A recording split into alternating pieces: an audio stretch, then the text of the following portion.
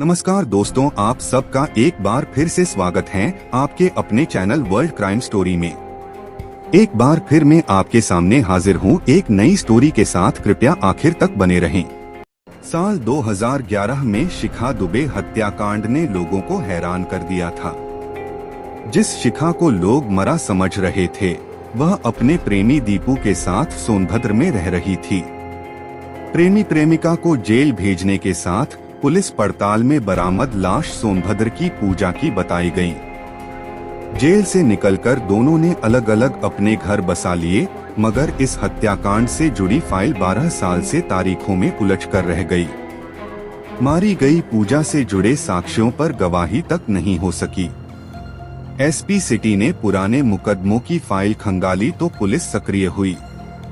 इसी 5 दिसंबर को इस केस की अगली तारीख पड़ी है।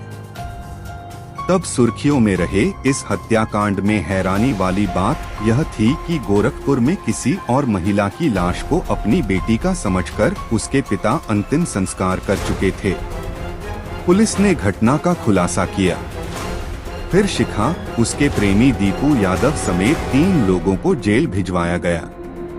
जमानत पर सब बाहर आ गए और इधर गवाह साक्ष्य न होने की वजह से कोर्ट में सिर्फ तारीख पर तारीख ही पड़ रही है। पुलिस ने शिखा की जिस सहेली को गवाह बनाया था, वह किराए का कमरा छोड़कर चली गई और आज कहाँ है यह कोई नहीं जानता। दूसरा गवाह मिर्जापुर का वह ढाबा वाला था जिसके ढाबे से पूजा को लेकर लोग गोरखपुर आए थे।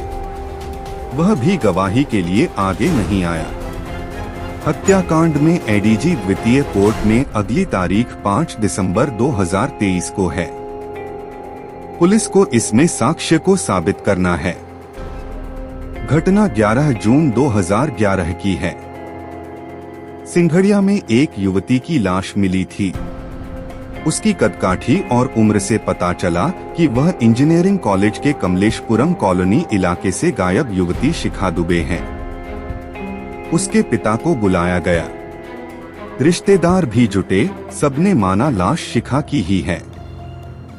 इस दौरान पिता राम प्रकाश दुबे ने पड़ोसी दीपू पर हत्या की आशंका जताई और केस दर्ज करा दिया। पुलिस जांच करने पहुंची तो पता चला कि दीपू भी घर से लापता है। जांच के दौरान पुलिस को खबर मिली कि आरोपी दीपू सोनभद्र में है। सोनभद्र पहुंची पुलिस टीम तब हैरान रह गई जब वहां केवल दीपू ही नहीं, शिखा भी मौजूद मिली। पुलिस दोनों को गिरफ्तार कर गोरखपुर लेकर आई। यहां आने के बाद शिखा ने एक ऐसी कहानी सुनाई कि पुलिस दंग रह गई। उसने बताया कि उसे पड़ोसी दीपू यादव से प्यार हो गया था। दोनों को पता था कि उनके घरवाले इस रिश्ते के लिए तैयार नहीं होंगे। ऐसे में दोनों ने घर से भागने और परिजनों से पीछा छुड़ाने के लिए एक खतरनाक साजिश रची। दोनों ने तय किया कि शिखा की कद काठी की किसी महिला की हत्या कर उसे शिखा की पहचान दे दी जाए। सोनभद्र से नौकरी के बहाने लाई गई थी पूजा। हत्या की इस साजिश में दीपू का दोस्त सुग्रीव भी शामिल था, जो एक ट्रांसपोर्ट कारोबारी था। उसका अक्सर सोनभद्र जाना होता था। वहाँ वह एक ऐसी लड़की को जानता था जो कद काठी में शिखा से बहुत मिलती थी। उसका नाम पूजा 25 था।